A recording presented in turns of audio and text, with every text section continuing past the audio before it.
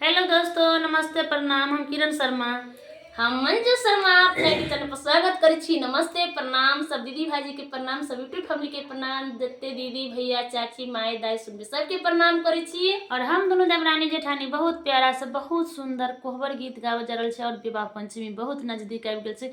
एतऽ सीता माता के सेहो कोहबर होइ छै।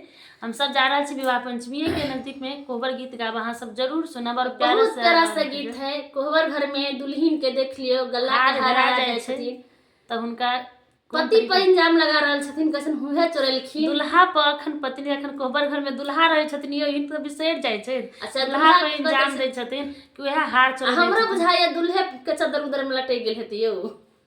कोहबर घर के बात रहे छै, नहीं तो पता नहीं क्या उनका तो शायद तो उनके में लटकल रहे छै, उनके चोरी भेल रहे छै। और देखियो उनके खरीद के लाबे पड़े छै और कत से लबी छथिन। जरूर अहाँ सब बहुत प्यारा सा गीत जरूर सुनब और कते सुकुमार रहे छथिन दुल्हन, ओहो सुनब। अहाँ सब लास्ट तक गीत के सुनबे तो जरूर समझ पेबे। भारी रे माँ